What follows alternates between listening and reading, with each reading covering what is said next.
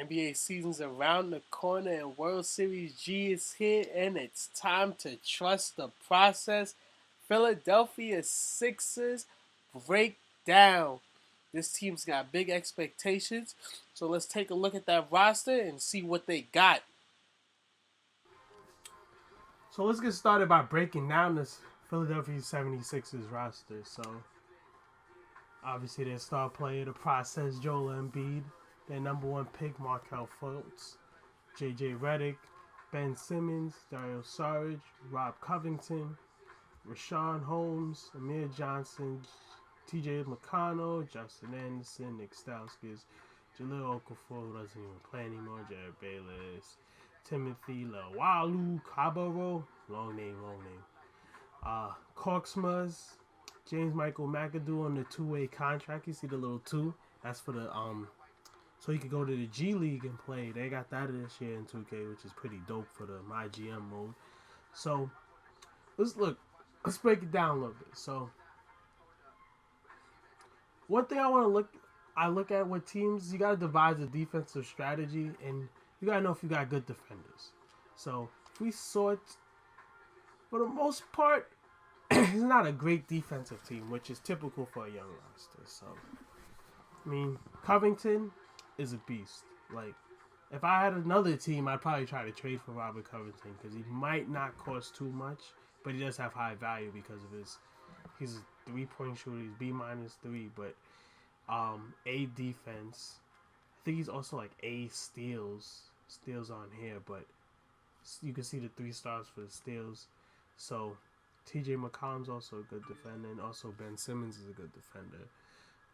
But you gotta know who's your good defenders when you devise a scheme. You don't want too aggressive of a defensive scheme, and you got lousy defenders on your roster. Another thing, looking at defensively, you want to kind of look at their on-ball IQ. So let's see. So yeah, you look here, you sort. Obviously, Covington's one, and Embiid's is good on ball. That's probably mostly defensively in the post as opposed to being on the perimeter. Obviously, he's not like a DeAndre Jordan. Well, at least at this point in the game, Cabral, McConnell, Anderson, Simmons, Redick, Fultz. See, Redick, Fultz. Also, another thing you notice is a lot of the good defenders aren't starters, so there's a lot of trade-off when you're like putting your roster together in your lineups. When you see that your better defenders are bench guys, which is why, me personally, my starting lineup would include Robert Covington. That's not the default starting lineup. The default starting lineup is Sarge and Simmons at the 4 and 3. I would prefer to have Simmons at the 4 and play Covington at the 3 because it helps on both ways. You get a better defender, and it helps to space your floor out. So that's just something you can consider when putting together your roster. But it's not a terrible roster. And if you're going to play My GM or something like that, it's also a young roster. So it's a team that's going to obviously grow and get better. So that's what. So let's just get into some gameplay. Let's break down the offense and the defense for this team. Well, what I would do. So the default offense that the Sixers run is the 3 out, 2 in. 2 guys down low, 3 on the perimeter.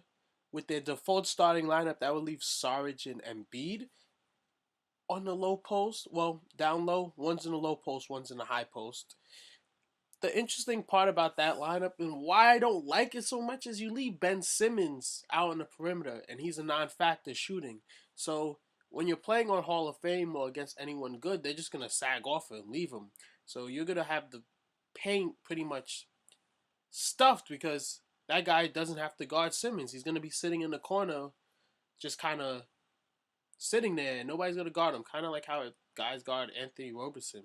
It's going to be 5-on-4, but so I think a better solution is the one I mentioned earlier with Covington at the 3 and Simmons at the 4, or just put Simmons at the 4 in general. At least he can make things happen through the high post. Give him in the high post. He can run a little pick and roll action from there. He can run some high-low with Joel Embiid. Allow him to use that to his advantage. Another thing you could do is play some 5 out I know that Simmons isn't the greatest shooter, which we already discussed, but what happens is you allow Embiid to play out on the perimeter at the 5, and then Ben Simmons can do some work because of all the spacing. You've got 3 other really good shooters around him with Covington, Redick, and Fultz. You could make things happen that way. So, I mean, also 2K gives you all these freelancers, so don't be afraid to switch things up if you feel like it's better for you that way. But that's just my suggestion. Obviously, you could use it and you can do some other things. Let's get into the defense. Like I said earlier, the Sixers team's not really devised of a lot of great defenders, and they're not a really high IQ team either. So I would want to play like a pretty decent, conservative. By conservative, I don't want them out there guarding too hard. I don't want too many switches, too much complicated off-ball defense. I kind of want to keep it as simple as possible. Pack the paint and allow everything to come towards them. Joel Embiid's a great rim protector, but if you got poor guys on the outside defending, it's best for you just to. It's not really going to help much because Embiid's just going to have to help on everything, and then a smart player or the computer will just swing the ball around and make the defense work again. So, when you set up your settings, you kind of want to do it from bottom up because the way 2K works on ball and off ball screens on the pick and roll, if you swap, say you want to go over a screen, but then you go next and then you pick catch hedge, sometimes it switches your first setting. So you want to go from bottom up. That way you just avoid those issues. Overall, with this D, I want to go moderate on ball and off ball. Obviously, tougher. Obviously, depending on the matchup, you might have to switch that. You want to go baseline. For on ball screens, I want to go underneath the screen.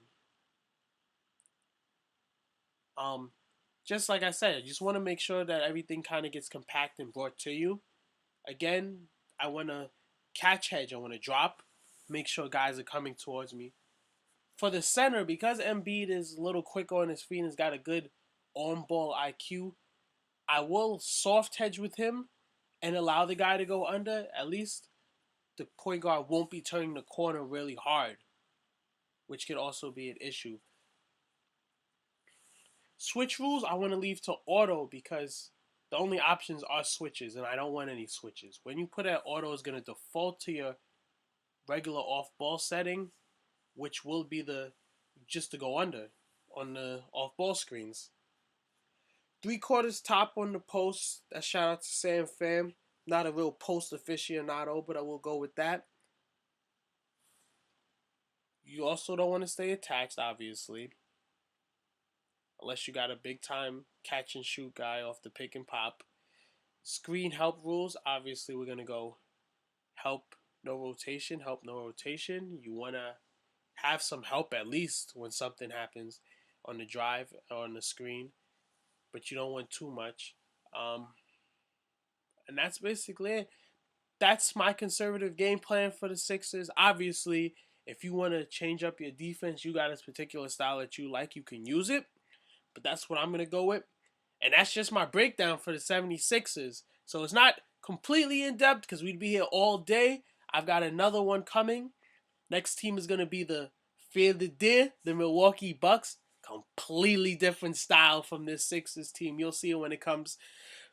Other than that, this is World Series G. Guys, please subscribe. Leave a like. Leave a comment. I know there's some Sixers fans out here that want to talk about their team. It's a big year for them. They expect big things. So I'm here. Leave a comment.